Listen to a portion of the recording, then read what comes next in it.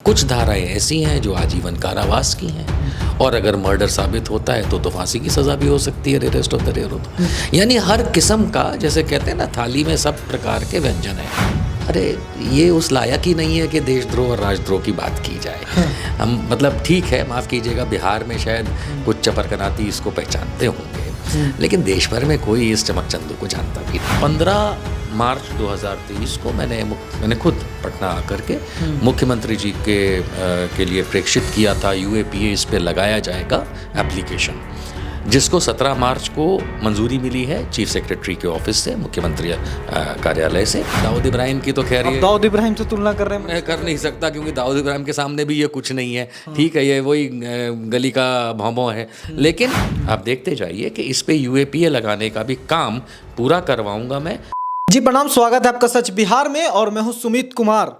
मनीष कश्यप एक ऐसा टॉपिक बिहार के लिए और देश के लिए भी अब तो पिछले कुछ महीनों से जिस तरह से उनकी हरकतें और उन पे चलने वाले मुकदमों की बात हो रही है, कभी बिहार पुलिस उन्हें रिमांड पे लेती है तो अब तो तमिलनाडु पुलिस, इस बीच कई सारे और एफआईआर दर्ज हुए हैं।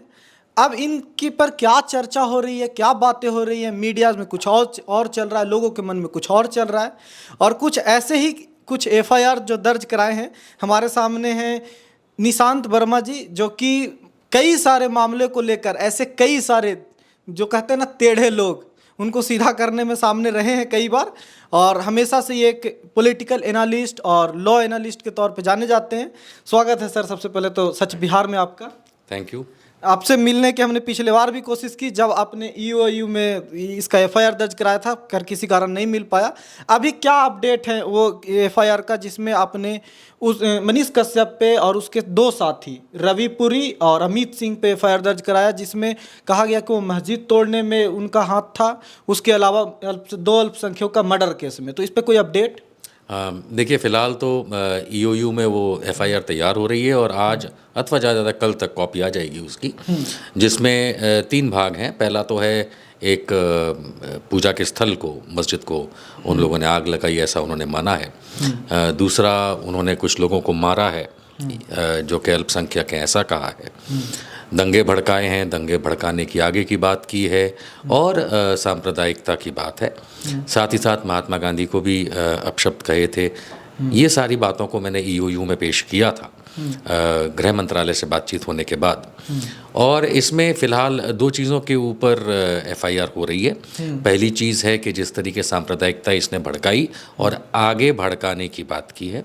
दूसरी चीज़, इसके अंदर जो उन्होंने पूजा के स्थल को लेकर के माना है कि इन्होंने ख़राब किया, तोड़ा, आग लाई, जो भी किया है। तो इन 2 चीज़ों के ऊपर एफआईआर इस समय कंफर्म हो गई है।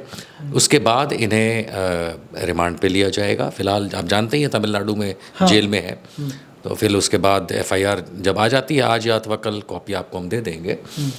उसके बाद इनको रिमांड पे लिया जाएगा और पता किया जाएगा कि जिनको मारने की इन्होंने कन्फेशन किया है उसकी डिटेल्स क्या है, और उसके उपरांत अगर आगे बात होती है तो मर्डर का केस भी लग जाएगा। सर, ये जो आपराधिक मामले जो दर्ज हुए वो बहुत गंभीर हैं, और कुछ के प्रूफ तो पब्लिक डोमेन में, जैसे गांधी जी के बारे में जो कहा जा रहा है, जिस तरह से वो मजाक उड़ाते हुए, हंसते हुए कहा जा रहा है कि अब इस देश में गांधी की मौत को लेकर बातें होंगी, अब डर के नहीं होगा, ये चीज़ें तो ये पब्लिक डोमेन भी है, ये कोर्ट में तो मायने रखेंगे ही। तो इस पर कितना सजा और किस तरह की चीज़ें होने वाली हैं?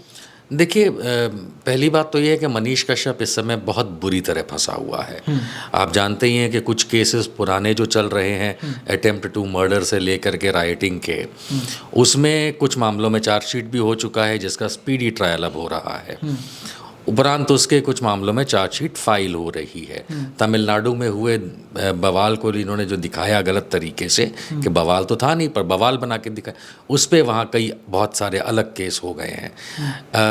आर्थिक अपराध शाखा जो है, उसने इनके फाइनेंशियल फ्रॉड को, जो रुपए पैसे के लेन देन में करोड़ों रुपए के फ्रॉड को पकड़ लिया है, उस पे केस अलग हो गए हैं। उसके बाद जो इन्होंने फेक वीडियो बनाए बिहारी और तमिलनाडु वाले मैटर के अंदर, उस पे केस, यानी इतने सारे केसेस हो गए हैं कि इस समय तो मेरे ख्याल से एक स्पेशल वकील रखना पड़ जाएगा उसे, जो उसके जो 30-40 केस उसके ऊपर चल रहे हैं, चलने वाले हैं, उनका क्या कैसा हाल होगा।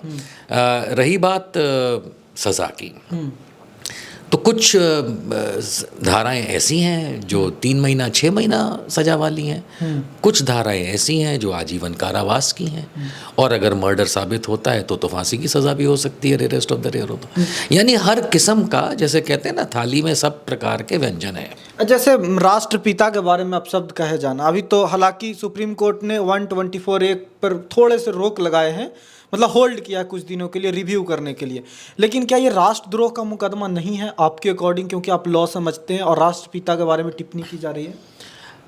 मैं थोड़ा सा उसको इजी रखूँगा। देखिए, राष्ट्रपिता के बारे में अभद्रता से पेश आना, अपशब्द कहना से राष्ट्रपिता की वैल्यू कम नहीं हो जाएगी। बोलने वाले की ज़ुबान का कलर दिख जाता है। जहाँ तक बात है देशद्रोह राष्ट्रद्रोह, अरे ये उस लायक ही नहीं है कि देशद्रोह और राष्ट्रद्रोह की बात की जाए।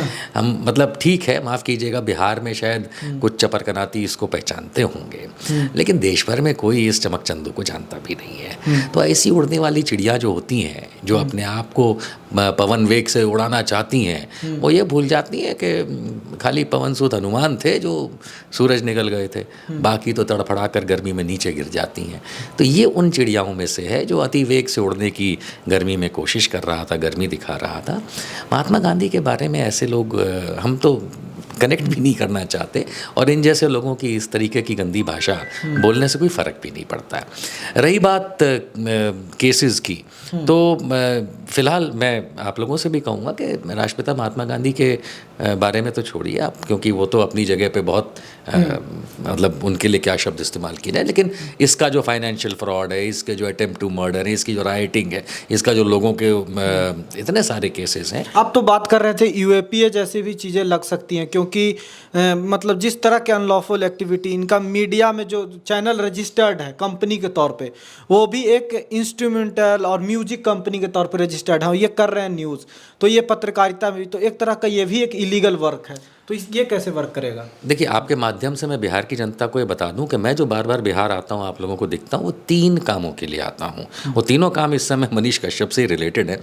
3 अलग चीज़ें ये हैं। पहला मामला है उस पर यूएपीए लगाना, कि जिस तरीके की ये सांप्रदायिकता से लेकर के गलत चीज़ों में लिप्त पाया गया है, पैसों से लेकर के सांप्रदायिकता तक, क्योंकि जिस तरीके का पैसा ये 2 नंबरी कमाया है, ये सांप्रदायिकता में तो इस्तेमाल किया है, तो ये सारा जो है इसको हम टेरर एक्टिविटी कहते हैं। अगर इसको ध्यान से समझा जाए, आप गलत तरीके से पैसा कमा करके, गलत तरीके से आप लोगों को भड़का के गलत तरीके के काम करने की कोशिश करेंगे इतने वर्षों से, खास करके उसमें अगर सांप्रदायिकता करेंगे और उसके लिए ये गलत तरीके से पैसा कमाएंगे, फेक कंपनी, अनधिकृत कंपनी बना के, कंपनी इसकी न्यूज़ मीडिया के लिए रजिस्टर्ड भी नहीं है, तो ऐसा करना एक टेरर एक्टिविटी की तरफ। वही याकूब मेमन याद करिए, याकूब मेमन, टाइगर मेमन, दाऊद इब्राहिम, इनका क्या काम था? ये अनअधिकृत तरीके से पैसा कमाते थे और लोगों को गलत जगह पे पैसे लगा के, तो उनमें मतलब दाऊद इब्राहिम की तो खैर, ये दाऊद इब्राहिम से तुलना कर रहे हैं, मैं कर नहीं सकता, क्योंकि दाऊद इब्राहिम के सामने भी ये कुछ नहीं है। ठीक है, ये वही गली का भौंभौं है, लेकिन हाँ, ये शायद करने की वही कोशिश कर रहा था, ये यहाँ बिहार का दाऊद इब्राहिम बनने की कोशिश कर रहा था, लेकिन इसके पर कतर दिए गए हैं। मैं दर्शकों की सहूलियत के लिए थोड़ी बता दूं, यूएपीए का मतलब होता है अनलॉफुल एक्टिविटी प्रिवेंशन एक्ट, जो इस तरह के उपद्रवी तत्व या फिर कहिए टेरर एक्टिविटीज़ के लिए लगाए जाते हैं लोगों पे, जो देश के लिए, समाज के लिए बहुत खतरनाक हो, जो गलत तरीके से पैसे कमा के गलत जगह लगाते हैं और लोगों को उकसाने का काम करते हैं, भ्रमित करने का काम करते हैं। मैं आपकी सहूलियत के लिए बता दिया। और आपकी सहूलियत के लिए जो बताया इन्होंने, उसमें ऐड कर देता हूँ, टेरर एक्टिविटी बम मारना, गोली चलाना, हवाई जहाज उड़ा देना को नहीं कहते हैं। टेरर एक्टिविटी नहीं कहते हैं, वो तो गुनाह है। हाँ। टेरर एक्टिविटी किसको कहा जाता है?